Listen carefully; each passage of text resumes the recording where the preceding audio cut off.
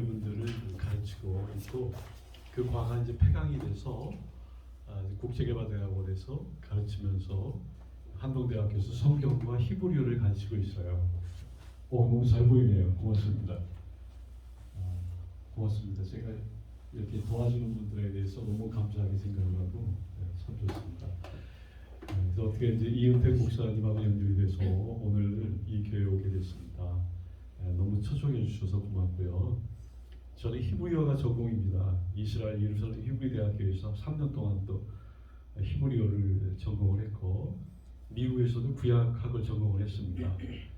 그랬는데 하나님께서 이제 여러 가지 어려움 속에서도 또 선교사로 봉사하게 하시고 이제 나이가 이제 들어서 하나님이 마지막 이 후반부 인생을 학생들을 잘 양육하라고 그래서 보내줘서 지금 후학 활동을 하고 있습니다. 여러분들 이제 성경에 보면은 젖과 꿀이 흐르는 땅 그런 말이 나오죠. 20번이나 나오는데 이스라엘은 사실 네이브 사막이 62%에다가 그 다음에 가용할 수 있는 농산 그 지대가 농업을 할 수 있는 것이 14%밖에 안 됩니다. 그리고 이스라엘이라는 땅은 굉장히 조그맣죠. 우리나라에 뭐 강원도하고 경상북도 조금 이렇게 붙여놓은 그 정도 크기의 아주 미니 나라입니다. 그런데 하나님께서 그 땅을 그렇게 칭찬하셨어요. 사막이 그렇게 많고 뭐 불모지가 너무 많은 땅인데 젖과 꿀이 흐른다. 히브리어로 보게 되면 젖과 꿀이 콸콸 쏟아지는 땅이다 이런 말이에요. 주읍이라는 말은 방출한다. 젖과 꿀이 얼마나 많은지 사막을 보고 그렇게 하나님이 평가하신 거예요. 너무 이상하죠. 사막도 젖과 꿀이 숨어 있다는 얘기예요. 그리고 아레츠 토바 하나님이 보시기에 정말 아름다운 땅이다. 옥토라는 말은 옥이라는 말은 진짜 그 토양 가운데서 최고급의 품질을 가진 땅이 옥토잖아요. 오다 보니까 그냥 주민들이 얼마나 열심히 일하는지 지금도 저렇게 열심히 일하는구나 놀랬습니다. 옥토 땅 중에 최고의 땅. 근데 사막을 가지고 하나님이 옥토라고 했을까? 그런 의미가 뭘까요? 사막이라는 불모지 환경도 인간에게는 필요하고 절대적이고 인간을 훈련하는 땅. 그래서 아레스토바 최고의 땅이 되는 거죠. 우리는 좋은 것만 먹고 좋은 것만 취하고 좋은 곳에서 누리는 것이 축복이라고 생각하는데 하나님은 반대로 우리를 절망의 광야를 집어넣고 거기서 우리를 훈련시키는 그래서 하나님 보실 때에 인간에게 좋은 땅이기 때문에 그런 의미도 있는 거고 또 젖과 꿀이 흐른다. 콸콸 쏟아지는 땅. 얼마나 하나님이 참 그 땅을 사랑하고 축복하고 그의 택한 백성들에게 소개한 땅이죠. 그래서 오늘 이 땅에 대해서 한 가지만 우리가 함께 보고 이렇게 이 시간을 마무리하려고 합니다. 예루살렘에 대해서 제가 이제 소개를 하겠는데 이 히브리어라는 언어는 하나님이 쓰신 언어죠. 예수님도 이 땅에 오셔서 헬라어를 사용하지 않냐고 히브리어를 사용했습니다. 엘리 라마 사박당이 십자가에 못 박히시면서 그 말씀하셨죠. 사실은 엘리 아자브타니 그 말이에요. 아자브라는 것은 버리셨나이다가 아니라 나를 떠나셨나이다 라는 뜻이에요. 어찌하여 하나님 나를 떠나셨습니까? 버린다는 거하고 떠나는 거하고는 다르죠. 버렸다는 게 아닙니다. 잠시 떠나신 거죠. 죽음을 겪어야 하는 거예요. 그 죽음을 참아 볼 수 없는 하나님의 아버지의 심정.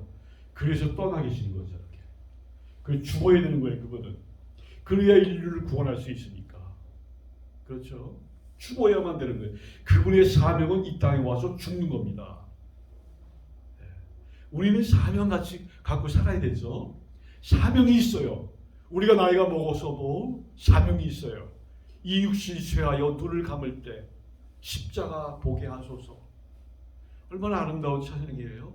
우리가 다 늙어가서 이제 이 삶을 정리하고 하나님 앞에 가야 되는데 그 십자가를 들고 나가야 되는 것이죠. 십자가 공로, 예수님의 죽음, 예수님이 나를 위하여서 이 땅에서 돌아가셨던 그 은혜로 인하여 구원받은 내가 하나님 앞에 당당히 설 수 있는 거 아닙니까? 그렇죠?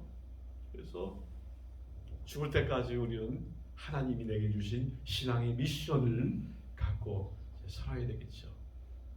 여호와 이레가 무슨 뜻이에요? 오늘 여호와 이레가 나오겠는데 여호와 이레는 하나님 준비하신다. 이 일에 3인칭 단수 미완료인데 어렵죠. 볼 것이다 이런 말이에요. 그 히브리어의 미완료는 여러 가지 뜻이 있는데 과거에서도 아브라함을 보았고 지금도 아브라함을 보았고 너의 미래도 볼 것이다. 보고 계시는 하나님이에요. 그게 이레 라에서 온 말이거든요. 라는 투시 보다 이런 말이에요. 하나님이 우리를 지켜보고 있는 거예요. 그래서 하나님 눈 앞에 살았던 아브라함이 합격한 거예요. 우리의 믿음이 하나님 보실 때 합격해야 되겠죠. 이 이레의 뜻은 원래 준비한다 이런 뜻이 아니라 보고 계신다 이런 말이에요. 하나님 우리를 보고 계시잖아요. 또 이런 말도 있어요. 히브리어를 가르치니까 다 말씀드릴게요. 사람은 외모를 보거니와 나 여호와는 뭐라 했죠? 중심을 보느니라 그랬죠. 그러면 우리가 그걸 볼 때 야 사람들은 다 겉으로만 저 사람이 공부를 얼마나 했고 얼마나 지식이 있고 얼마나 돈이 많고 얼마나 사회적인 위치가 있나라고 이렇게 보는데 그게 외모를 보는 거죠. 나 여호와는 중심, 그게 히브리어는 레브, 마음을 본다는 얘기인데요. 그러면 무슨 뜻일까요? 하나님은 나의 마음을 지금 다 보고 있구나 이렇게 생각을 하겠죠. 근데 그게 아니라 여호와는 마음으로 본다 이런 말이에요. 마음으로 본다. 따뜻한 사랑의 마음으로 본다. 용서의 마음으로 본다. 불쌍히 여기는 마음으로 본다. 인간이 죄에 빠져서 허덕임에도 불구하고 하나님은 그 사랑의 마음으로 기다리는 아버지의 마음으로 인간을 바라본다는 얘기예요. 그러니까 참 그 뜻이 너무 아름답죠. 하나님의 사랑을 느낄 수 있어요. 그래서 히브리어를 우리가 공부하면 이런 비밀들이 너무 많이 나오는 거예요. 거기서 너무 참 감사하고 참 감동적이고 그렇습니다. 자, 오늘 이제 우리가 예루살렘에 대해서 우리가 공부를 했는데요. 잠깐만 보겠습니다. 시편의 125편 성전에 올라가는 노래. 예루살렘 성전에 올라갈 때는 시편을 부르면서 올라가는 그런 관습이 있었어요. 예수님이 감난산에서 겟세마네로 가실 때에도 찬송을 부르면서 갔다. 6월절이잖아요. 그럼 6월절에 부르는 찬양이 있는데 시편의 가운데서 10개를 골라서 그 시편의 노래에 붙여서 이렇게 부르면서 가는 거예요. 이들이 너무 하나님이 계신 성전이 아름다워서 그냥 갈 수가 없는 거예요. 기쁨으로 그냥 노래를 하면서 하나님 앞에 나갔습니다. 자, 여호와를 의지하는 자들 복수예요. 우리 다 하나님 의지하죠. 믿지요. 전폭적으로 신뢰하죠. 그래서 시온산이 흔들리지 않다. 흔들리지 않는다는 것은 사라지지 않는다. 견고한다. 하나님이 세운 성전이니까 무너지지 않죠. 시온산의 성전이 무너지지 않는 것처럼 영원히 있음 같도다. 하나님께서 그 성전을 얼마나 사랑했어요. 거기 자기를 보여주는 장소가 성전이잖아요. 흔들리지 않아요.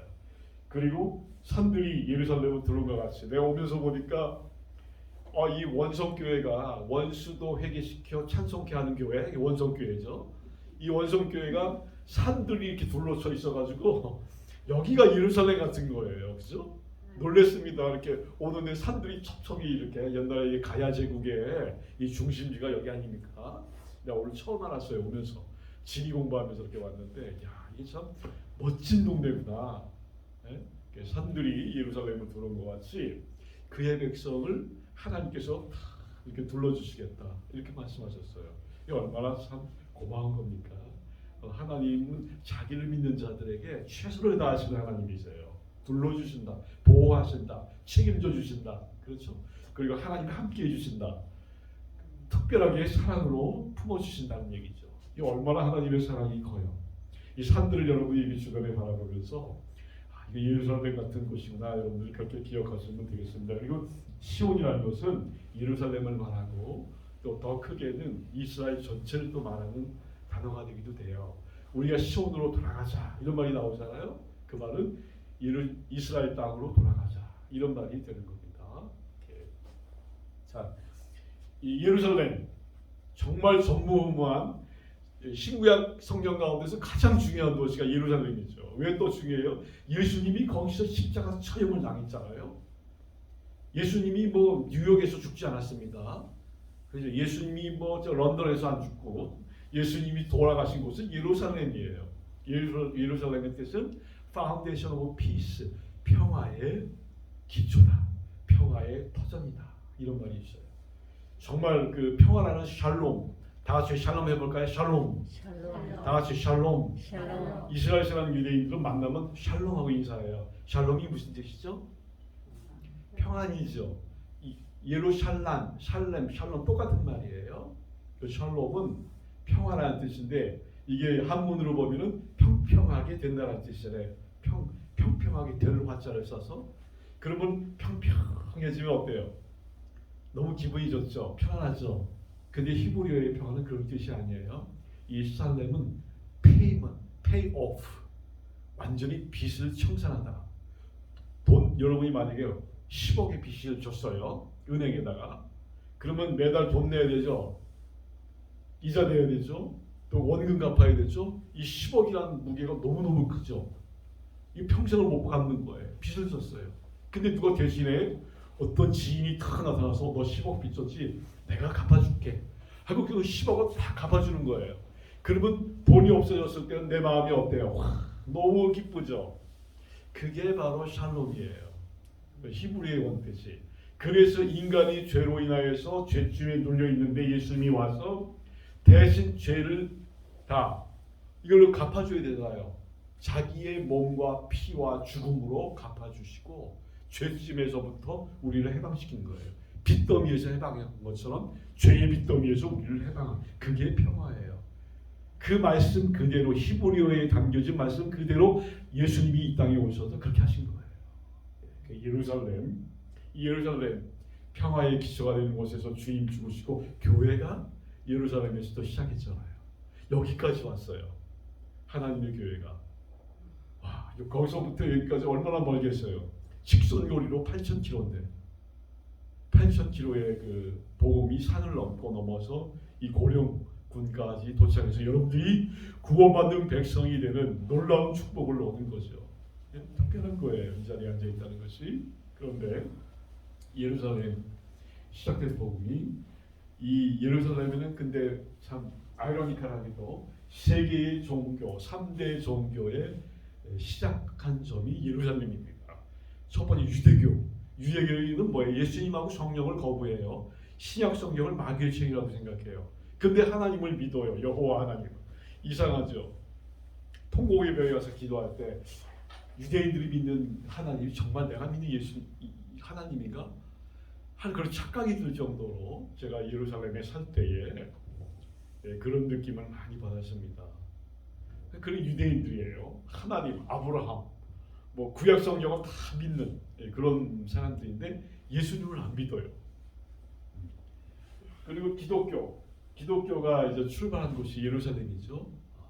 거기 예수님의 성묘교회가 있으니까.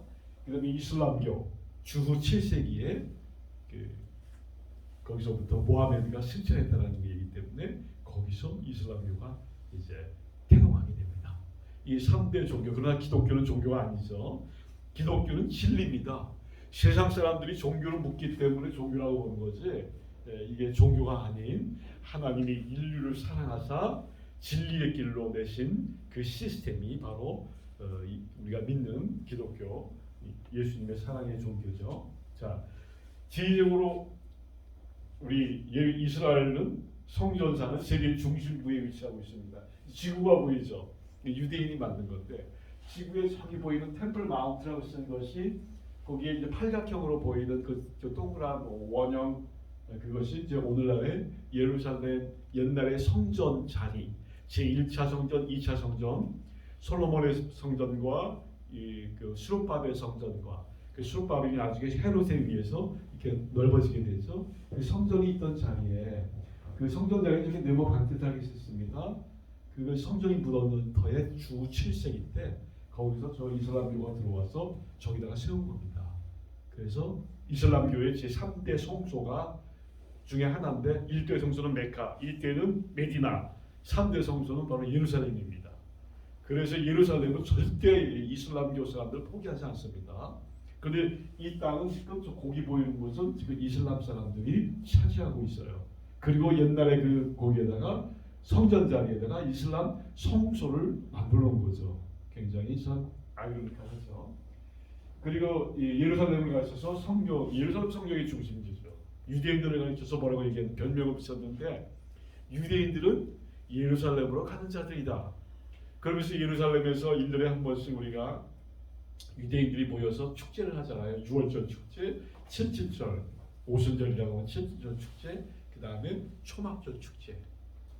그래서 유대인들이 이제 6월절에 모여서 마할베 예루살렘, 레샤나 하바 베 예루살렘 이렇게 얘기를 해요. 내년에는 예루살렘에서 죽지 말고 다시 한번 만나자.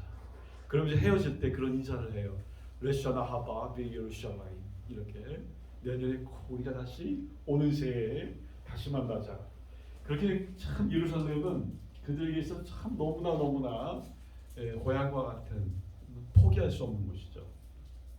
탈무드에 보니까 이런 말이 있어요. 하나님이 이 세상의 10가지 행복 가운데서 9개는 예루살렘에 주셨고 한 가지 행복은 세상에 주셨다. 그리고 10가지 고통 가운데서 9개의 고통은 예루살렘에 주셨고 한 가지 고통은 세상에 주셨다. 이런 말이 이제 바빌로니아 탈무드에 나오는 말이에요. 예루살렘은 그러니까 비극과 행복과 이런 것들이 다 교차하고 있는 그러한 땅입니다. 얼마나 정말 그 예루살렘에 참 하나님이 저를 보낸 것도 너무 기적 같아서 너무 고맙고 예루살렘에 살면서 너무 많은 걸 이제 배우게 됐는데요. 이 이스라엘 사람들이 참 그 역사 속에서 이 이스라엘 그리고 예루살렘은 너무나 많은 고통을 이제 겪게 되는 것이죠. 그래가지고 40번이나 함락당하고 예루살렘은 또 26번이나 무너지고 주인이 엄청나게 많이 바뀌었습니다. 예루살렘의 주인이 하나님이 아브라함에게 준 곳인데 이게 역사 속에서 수많은 변곡을 겪게 돼요. 참 예루살렘처럼 많은 상처를 가지고 있는 도시도 없습니다. 또 예루살렘에 가보면은 너무나 많은 한 건축물에 역사적인 건축들이 많이 붙어 있어요. 이렇게 통곡의 벽만 가더라도 통곡의 벽이 그게 솔로몬이 이렇게 솔로몬의 기초도 물론 있고 그 다음에 헤롯이 세운 것도 있고 그 다음 시대에 세운 것도 있고 그 다음 시대에 세운 것도 있고 벽은 하나인데 시대가 여러 가지가 거기 섞여 있어요. 왜 그럴까요? 그만큼 예루살렘은 많은 고난 이교도들의 이민족들의 침입을 당해서 그런 역사의 상처와 흔적과 그런 것들이 건축물에도 남아 있는 거예요. 예. 자 여기 보시면은 이스라엘이 전 세계 중앙에 있어요. 그죠? 하나님이 지리적으로 이스라엘을 선택한 이유가 있겠죠. 왜 그럴까요? 이스라엘은 남쪽으로는 아프리카 대륙이, 동쪽으로는 아시아, 그렇죠? 서남쪽으로 동남쪽으로는 이제 아라비아 반도, 왼쪽으로는 서양 유럽이 연결이 되고 북쪽으로는 러시아 대륙이 연결되죠. 베트남 가면 저 아메리카 신대륙도 연결이 될 수 있어요. 아메리카 신대륙에 콜럼버스가 이 사람이 이탈리아 사람인데 이게 개척자예요. 항로 개척자. 돈이 없는데 이 이탈리아 이 콜럼버스가 이 이사벨라 여왕 스페인의 여왕을 만나서 내가 꼭 인도로 가는 항로를 개척해 줄 테니까 나한테 좀 투자하세요. 권유를 하니까 이사벨라 여왕이 배 세 척을 주고 120명을 붙여주고 그래 그러면 한번 개척을 해봐라. 그럼 갔다가 거기서 이렇게 쭉 내려가죠. 중남미까지 가요. 인도인 줄 알고 갔는데 그게 중남미였어요.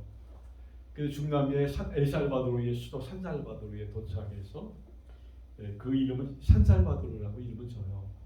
산살바도르 세인트 세비어, 세인트 세비어, 산살바도르 이것이 거룩하신 우리 주님 이런 말이에요.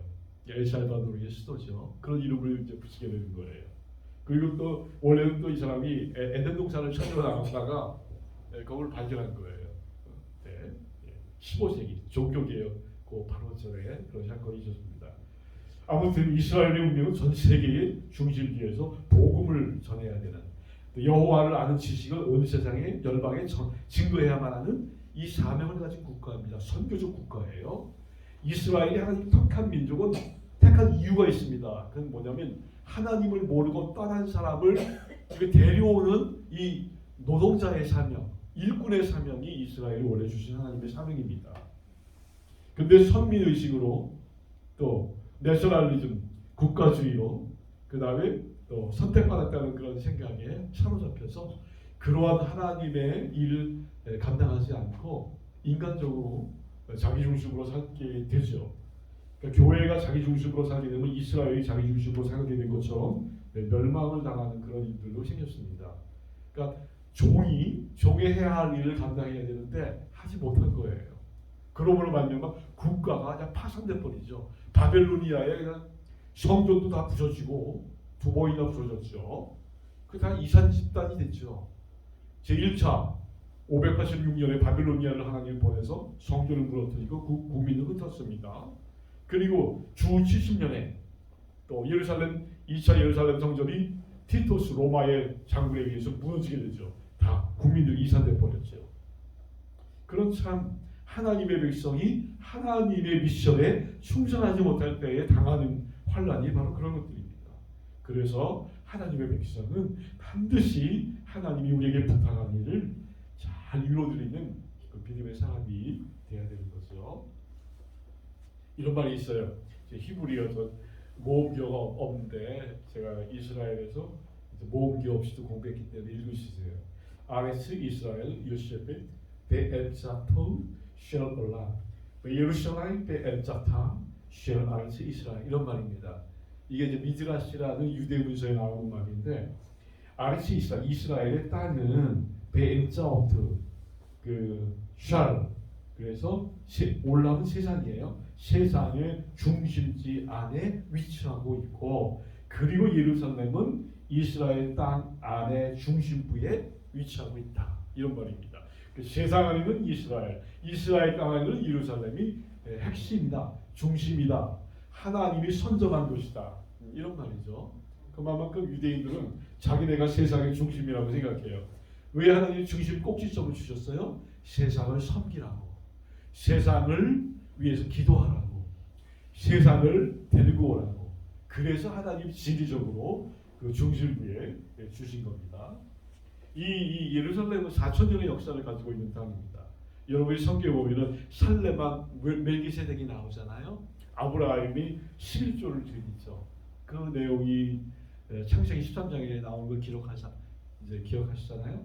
자, 멜기세덱 My king is righteousness. 나의 왕은 의로우신 왕이다. 이런 뜻이에요. 멜기세덱이. 근데 이 사람이 살렘, 즉 예루살렘 왕이었어요. 그때도 예루살렘이 존재하고 있었죠. 기원전 2000년이니까. 기원전 2000년, 2000년에서 4000년의 역사를 가지고 있고 수많은 민족들이 이 예루살렘을 무너뜨렸습니다. 그래서 여기는 로마, 페르시아, 아랍, 셀죽 터키, 크루세, 십자군, 그 다음에 이집트, 마물렉, 오토만 투르크 이루 말할 수 없는 성경 외에도 그 많은 민족들이 예루살렘을 공략을 했습니다. 왜 그럴까요? 예루살렘은 여기가 복음의 센터거든요. 이 악한 이 세력들은 복음의 센터를 무너뜨리려만 하는 그 사명이 있어요. 그래서 많은 고통을 예루살렘이 겪게 됩니다. 자, 솔로몬의 1차 성전이 어디에 세워졌죠? 예루살렘에 세워졌죠. 근데 역대하 3장 1절에 보니까 솔로몬이 예루살렘 모리아산에 여호와의 전 건축하기를 시작하니라. 어디 산에서 했다고요? 예루살렘의 모리아산. 그러면 그 모리아산은 어떤 산이죠? 창세기에 가보면은 아브라함이 그 아들을 부엘세바에서 데리고 떠납니다. 부엘세바는 남쪽이에요. 남쪽에서 이제 당나귀를 타고 집을 싣고 예루살렘으로 가는데 3일 길이죠. 3일 길이면 빨리 간 거예요. 막 가는데 예루살렘의 그 모리아산에서 번제로 드리라 해서 이삭이 번제를 바쳐지게 되는 그 산, 바로 그 산. 그 기원전 2000년의 사건이었고, 자, 예루살렘 성 1차 성전은 언제 지어져요? 960년. 솔로몬 왕이 966년에 등극을 해서 등극하자마자 한 일이 자기 궁전을 13년 동안, 예루살렘 성전을 7년 동안 짓죠. 완성한 때가 960년입니다. 그러니까 거의 1000년 동안 하나님이 기다리고 있었던 거예요. 모리아산에 성전이 세워지기를.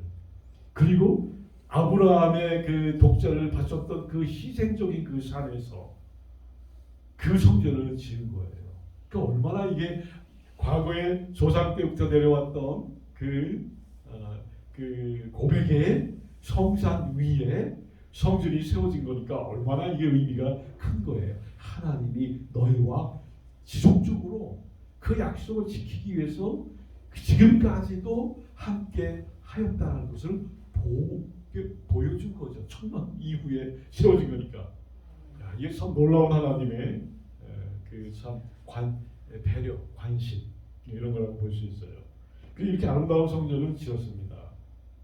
한 400년, 500년 정도 이 역사가 진행이 되죠.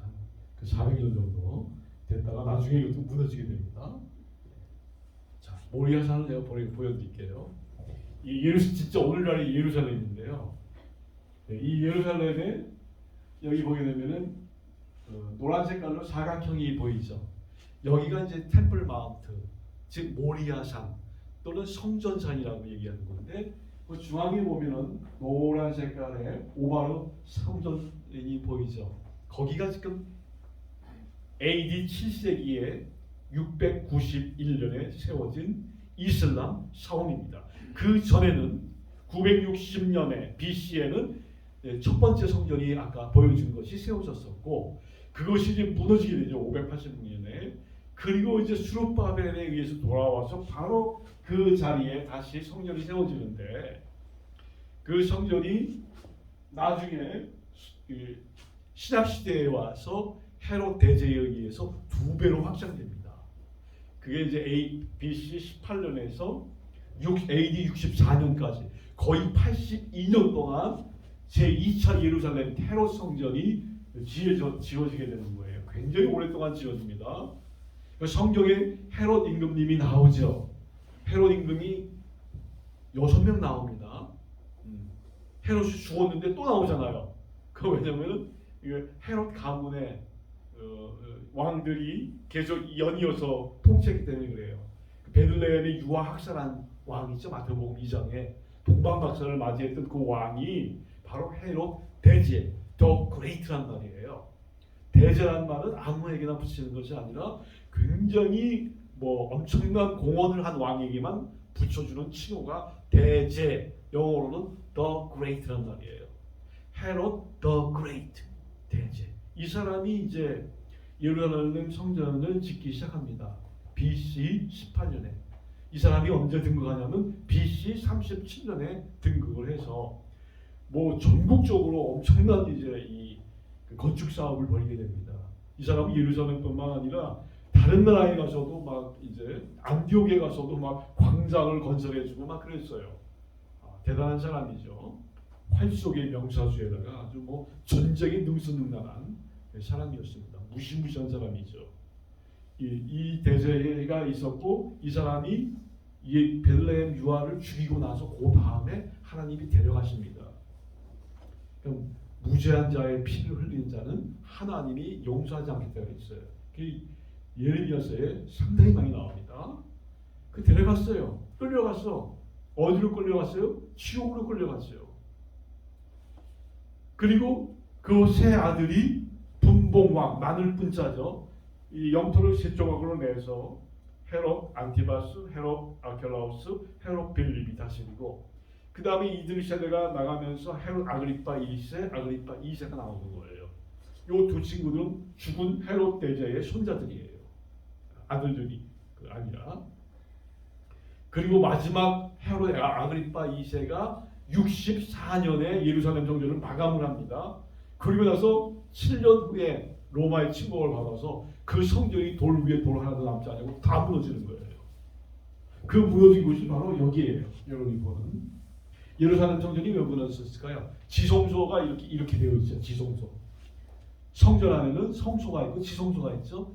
대제사장이 1년에 한 번에 염소의 피를 가지고 들어가서 민족을 위해서 죄를 씻는 장소. 거기는 다 금으로 도배가 됐어요. 금으로. 금벽에 금벽. 다 금벽. 꼬챙이가 있었어요. 새들이 와서 예루살렘 지성소에 앉지 말라고 꼬챙이를 다 촘촘히 박아놨는데 그게 다 금꼬챙이였어요. 아세요? 그게 이 로마인들이 딱 와서 보니까 금으로 다 보이니까 저건 다 반드시 무너뜨리게 다 뜯어가야 되니까. 그래서 성전을 다 무너뜨리고 다 금을 다 뜯어갔습니다. 그래서 AD 70년 이후에 그 레반트 지역, 그 시리아, 뭐 요르단 지금 그 레바논, 팔레스타인 그 지역의 금값이 50%를 하락을 해버렸어요. 금이 너무 넘쳐나니까 그 금을 파니까 금값이 그냥 반값이 돼버린 거예요. 그 역사의 기록이 나와요. 예루살렘 성전을 무너뜨리고 나서 생긴 현상입니다. 금 갖고 로마까지 못 가잖아요. 그 무거운 거 어떻게 들고 가요?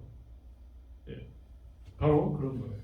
여기 성전이. 그다음에 여러분 통곡에 여기 보이는데 빨간색으로 표시했어요. 이건 제가 그린 거니까 요 보면은 이 빨간색은 서쪽 벽이죠. 동쪽, 서쪽 저기 제가 방향을 표시해놨잖아요. 남쪽, 북쪽. 그 유일하게 AD 70년에 무너질 때 서쪽 벽이 무너지지 않아요. 그대로 남아 있었어요. 그래서 지금도 거기에 그 벽을 기념해서 여기에다가 이제 기념 장소를 만들어왔죠. 창세기 21장 1절에 그 여호와께서 말해서 내 아들 내 사랑하는 독자 이삭을 데리고 모리아 땅으로 가서 내가 네게 지시한 한 산에 가서 그를 번제로 드리라. 그 산이 바로 이것이고요. 앞에 보이는 감난산이 보이죠. 기드론 시내가가 보이고 감난산이 이렇게 둘러쳐져 있습니다. 이렇게 동편 쪽으로 이렇게 보호하고 있어요. 이렇게 하나님의 품 안에 이렇게 감싸인 것처럼. 그렇게 우리를 감싸주겠다 했는데 정말 진리적으로 맞죠. 시편 125편에 있는 말이 맞는 말이에요. 자, 이거는 이제 두 번째 예루살렘 성전의 모습입니다. 우리 헤롯 대제가 거의 그냥 그 가문들이 82년 동안 지금 밑에다가 이제 적어놨는데 이거 뭐냐면 요한복음 2장 20절에 보니까 유대인들이 이 성전을 46년 동안 지었거늘 네가 3일 동안에 일으키겠느냐 이런 말 들어본 적 있어요, 여러분? 예를 들어서 이 성전을 헐라 내가 3일 만에 세우리라 그러니까 야 이 성전 지금 46년 동안 지어지고 있었는데 AD 18년부터 46년이니까 AD 28년경입니다. 아직까지 지어지는 거예요. 82년 동안 걸렸다고 했잖아요. 그런데 요 말을 할 때는 지금 46년 동안 지어지고 있었는데 어떻게 해서 네가 이 성전을 헐라고 하느냐 3일 만에 어떻게 세우겠느냐 이런 말이에요. 계산해 보니까 그 멘트가 있었던 때가 AD 28년이 되는 거예요. 또는 29년 뭐 이때예요. 예수님이 이 성전에서 이제 이런 성전을 이제 헐어버리라 이제 그렇게 말씀하신 거죠. 자, 보는 도모브락 이 도모브락이라는 말은 이제 이곳의 명칭입니다. 우리나라의 말로는 바위사원. 이 안에 들어가게 되면요, 거기에 모리아산에서 번제로 바쳤던 이삭의 바위가 있습니다. 가보면은 그래서 지금 이제 이슬람 무슬림들만 가는 곳이에요. 무슬림들만 가요. 여기 들어갈 때 확인을 해요. Are you Muslim? Yes, I am. 그러면 내가 들어가는 거예요. No, I'm Christian. 그럼 못 들어가요. 거기 반드시 무슬림들만 들어가도록 되어 있어요. 근데 제가 어떻게 갔다 왔냐면은 코란에 보면 코란에다가 예수님도 무슬림이고 예수님의 12제자도 무슬림이고 이 코란에는요 이 신학 성경보다 부피가 작아요. 그런데 성경에 나오는 모든 사람의 그 내용들이 그 안에 들어가 있어요. 요나만 제외하고 모든 성경에 있는 사람들이 나와요. 왜? 성경의 내용을 뺏겨온 거기 때문에 저 뺏긴 것이 있어요. 그래서 성경의 흐름과 좀 비슷하게 약간 이렇게 하는데 굉장히 다른 것들이 많아요. 근데 거기에 성경에 나오는 모든 사람들이 무슬림이라고 써 있는 거예요. 우리 예수님 믿죠? 예수님 제자들 여러분 아시죠? 우리가 예수님 제자예요, 아니에요? 우리 다 예수님 제자잖아요. 코란에 예수님도 무슬림이고 제자도 무슬림이니까 다들 무슬림이잖아요. 그래서 제가 Yes, I am. I'm Muslim. 그래서 들어갔어요. 걔네들의 의론에 의하면 내 무슬림은 아니지만 보면은 뭐 코란의 내용, 자기네들이 예수를 무슨 이름이라고 했으니까 들어가서 이거 봤단 말이에요. 가보면은 온 사방으로 코란을 다 적어놨어요. 음침한 사망의 음침한 곳자기가 생각더라고. 그 좋은 장소를 그렇게 만들어놨어요. 그리고 그 안에 바위가 이렇게 있는데 거기가 왜냐면 아브라함이 이들의 조상이거든요. 무슨 왜? 아브라함의 아들이 둘이 있었죠. 장자 이스마엘이 있었고 차자 이삭이 있었죠. 그러니까 장자 이스마엘이 이게 진짜 장남이기 때문에 아브라함의 모든 신앙을 이어왔는다 이렇게 생각해요 무슬림들은. 그렇게 그리고 이제 하여튼 뭐 여러 가지 여기 가보면은 무슨 내용이냐면은 하나님은 하나가 하나님은 셋이 아니라 하나다 이런 내용이 또 알아보고 써 있어요. 그러니까 삼위일체를 부인하는 거죠. 이게 이제 여기 이제 보면은 이런 그 참 성전 자리에 이런 모습으로 세워져 있는 것을 보게 됩니다. 황금 오말 사원 저 금으로 되어 있습니다, 여러분. 금 24K로 되어져 있는 거예요. 그래서 금은 특징이 있는데 철이나 동처럼 은처럼 녹이 슬지 않습니다. 그래서 금이에요. 금은 최고의 이렇게 금속이죠. 비싸죠. 왜? 독이 안 슬어요. 그러니까 가보시면요, 1년 내내 바짝바짝 빛나요. 황금 이 금으로 되어 있기 때문에 참 저렇게 가짜 이 무함마드를 믿기 위해서 자기 재산을 털어다가 금으로 만드는 그 사람이 미혹당하면 그렇게 될 수 있는 거예요. 그 지금도 저기가 이제 무함마드가 승천했다라고 믿는 장소가 바로 저기란 말이에요. 어떻게 예수님 외에는 하늘에 올라간 자가 없죠.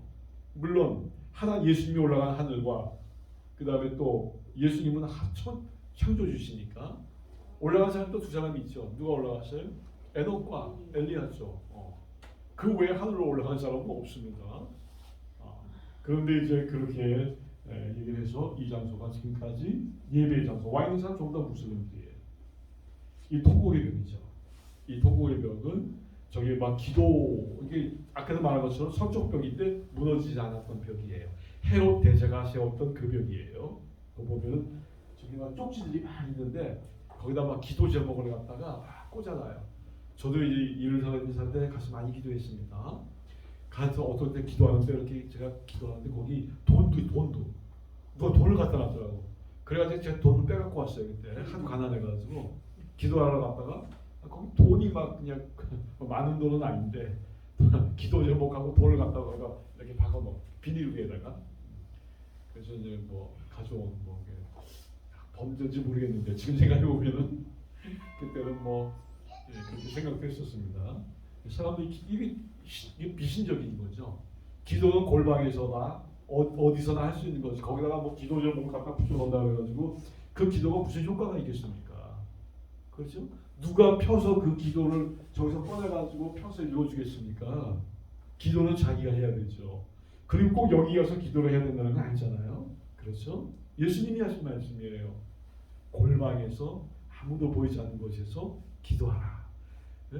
그것을 하나님이 갚아준다고 했잖아요. 자, 오늘 예루살렘 이렇게 가면 이런 모습으로 되어져 있습니다.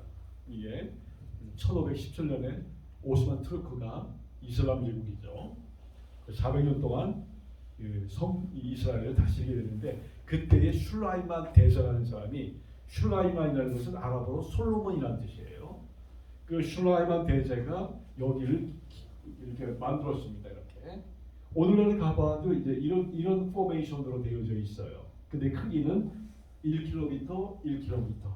그러니까 1km, 1km, 1평방킬로미터. 여기 차가 안 다니기 때문에 걸어서 이렇게 다 봐야 되는데 굉장히 중요한 내용들이 그 안에 담겨져 있습니다. 근데 이걸 갖다가 올드 시티, 구도시, 모든 성경의 내용들이 발생한 곳 이렇게 말을 해요. 그래서 보면 이렇게 나눠져 있습니다. 네 군데로 기독교인 구역, 무슬림 구역, 유대인 구역, 아르메니안 구역. 아르메니아는 것은 예수님을 제일 먼저 다 받아들였던 민족이 아르메니안 사람들이에요. 그래서 예수님을 제일 먼저 영접하고 그 초대 1세기 때에 공동체가 예루살렘으로 이주합니다. 이주하면서 살았던 곳이 지금 그 구역으로 이렇게 된 거예요. 거기에는 야고보 교회, 예수님의 동생 야고보서를 쓴 동생의 무덤이 거기에 있습니다. 그 다음에 기독교인하면 성묘교회, 성묘교회는 말 그대로 골고다예요. 골고다에 326년에 헬레나 황후가 와서 거기에 교회를 세우죠. 헬레나 황후가 누굽니까? 콘스탄틴 대제의 어머니죠. 콘스탄틴 대제가 전쟁에 나갈 때 꿈을 꿨어요. 십자가의 깃발을 들고 나가서 승리하는 꿈. 진짜 십자가의 깃발을 들고 나가서 전쟁했는데 승리하게 돼요. 그 이후에 이 사람이 기독교인이 되고 313년 AD에 기독교를 이제 공인하게 됩니다. 오피셜 종교, religion 공식화시켜요. 우리의 로마에서는 이제 기독교를 믿어도 된다. 그 이후에 십자가 처형을 없애버려요. 313년에. 그 전까지만 하더라도 장악한 십자가 처형이 있었는데 콘스탄틴 대제가 십자가의 처형을 없앤 분이세요. 너무 고맙죠. 너무 자나무도하잖아요. 그리고 헬레나 그 어머니가 너무 예수님을 믿고 감사해서 성지에 가서 내가 세계의 교회는 지어 바치겠다. 예수님이 탄생한 베들레헴의 탄생교회, 예수님이 십자가에 못 박혀 죽으신 저 지금 보이는 저 성묘교회, 또 하나는 예수님이 부활 승천하신 감난산의 승천교회, 이 세 교회를 헬레나가 지어 바친 거예요. 그 중에 하나가 지금 기독교 구역 안에 있습니다. 저 빌라도 무슬림 구역이 제일 큰데요. 무슬림 구역은요, 오마르 이슬람 사원 옛 성전도 저 초록색깔 그쪽까지 다 장악을 하고 있어요. 무슬림 구역이 제일 커요. 네 구역 가운데. 그 중에 빌라도 법정, 저 빌라도 법정에서부터 기독교 구역까지 성묘교회까지는 한 500km 정도가 됩니다. 예수님이 십자가를 메고 가신 길이죠. 그 길이 지금도 있어요. 그래서 예수님이 가신 길을 우리가 이렇게 가서 직접 보면 너무나 감동적이겠죠. 지금도 매 금요일마다 십자가를 메고 예수님이 가신 길을 이렇게 가는 그런 축제가 늘 있습니다. 매주 금요일마다. 자, 좀 더 보면 이렇게 색깔로 제가 구분을 해놨어요. 기독교, 아르메니안, 유대인, 무슬림, 그리고 성전산 이렇게 하고 있습니다. 이건 잠깐 이제 설명을 하고 말씀드릴게요. 왜 제가 이거를 여러분에게 소개하냐면은 성경에는 예루살렘이 너무 많이 나와요. 그죠?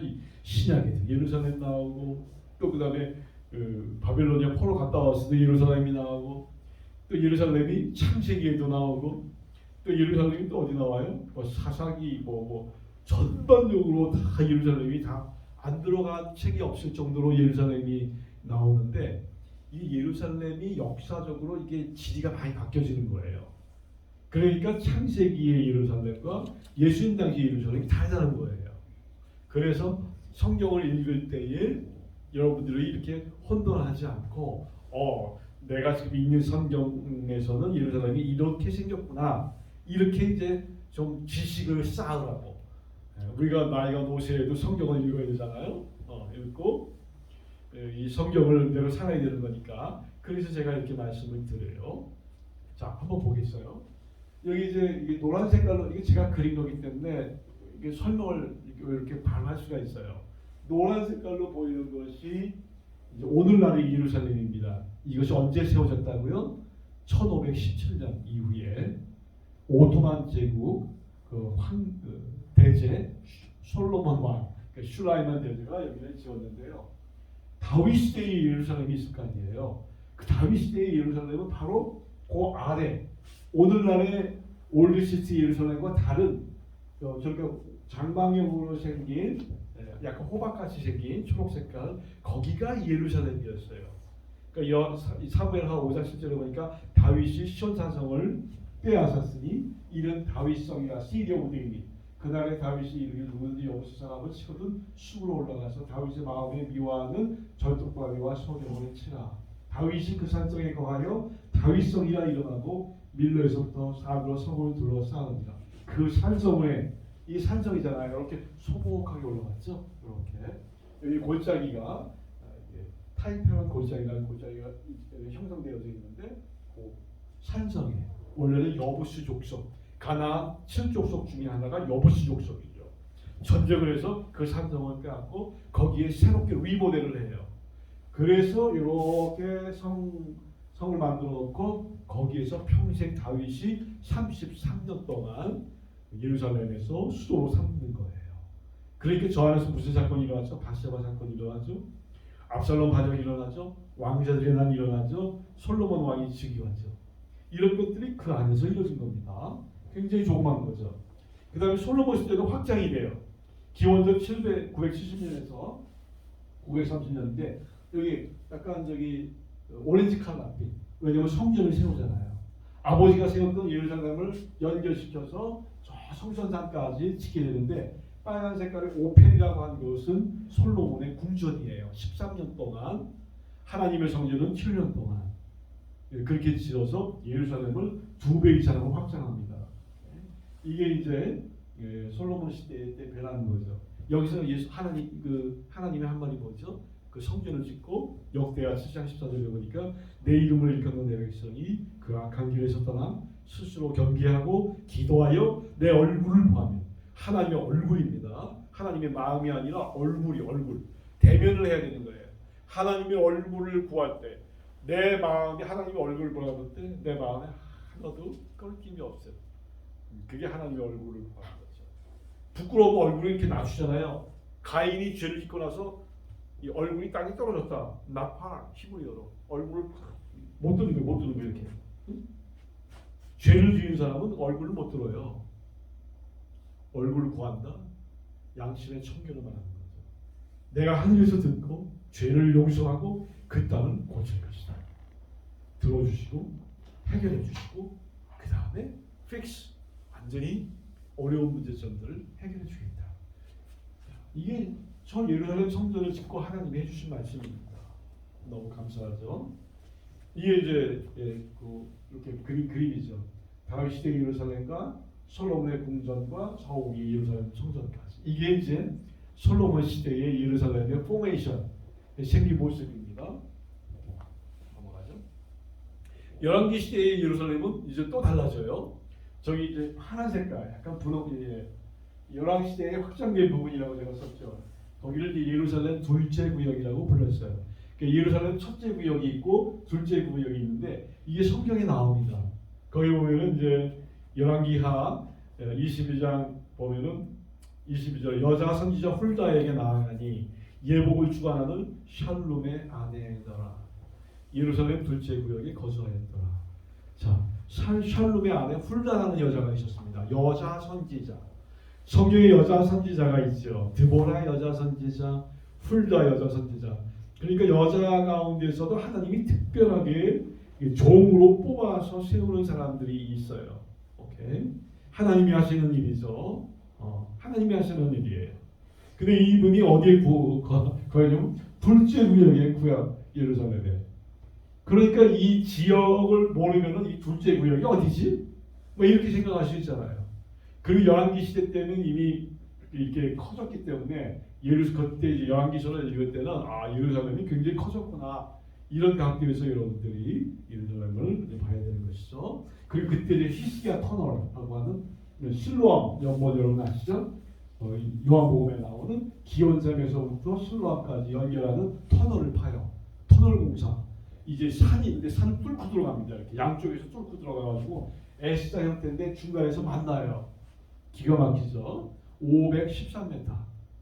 뚫고 지나가요. 지금도 그게 있어요. 그 성경에도 이 내용이 나옵니다. 히스기야가 그 수로를 판단하는 내용이 2번 나와요. 그 수로가 그대로 예루살렘에 남아 있어요. 여기 보면은 다음에 봅시다.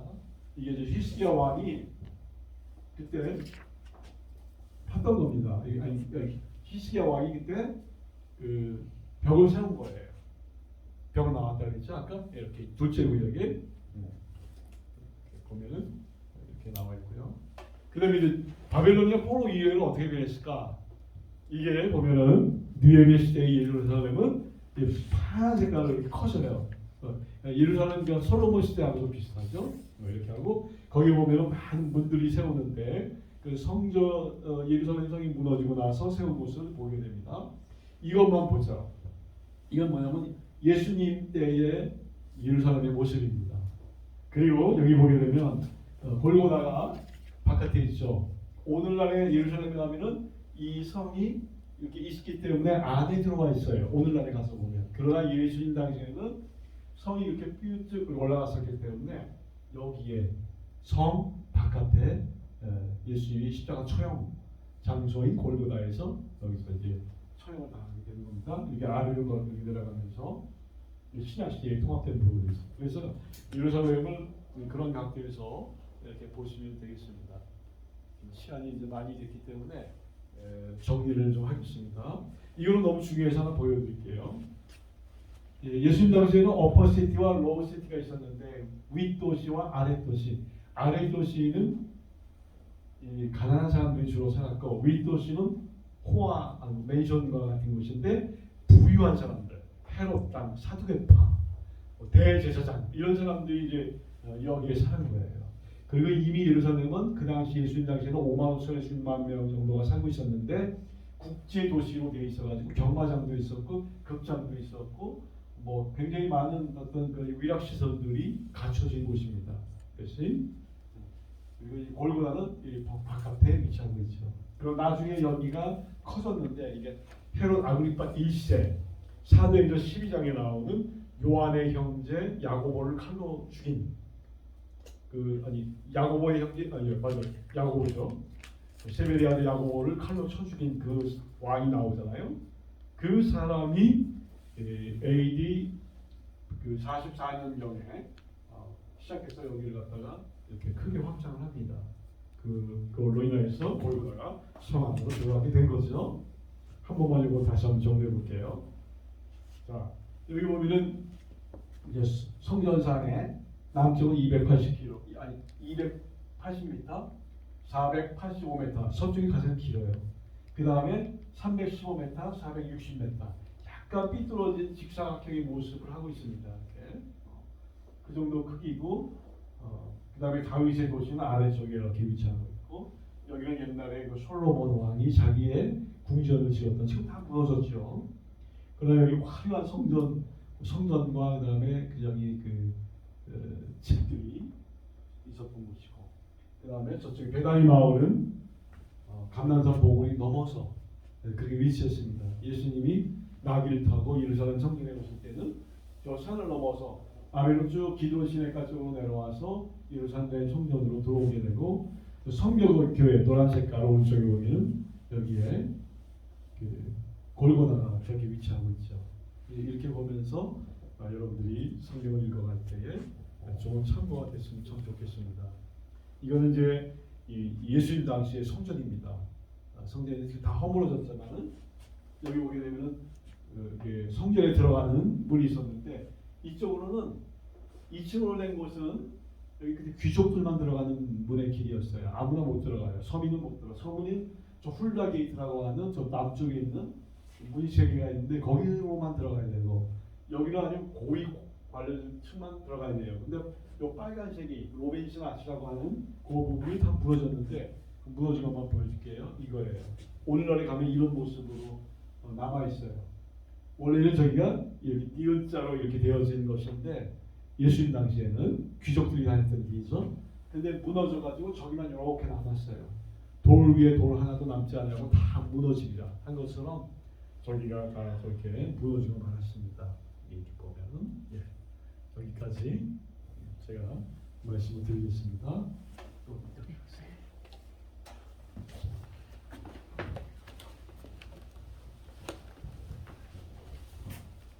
마이크 참 좋으네요.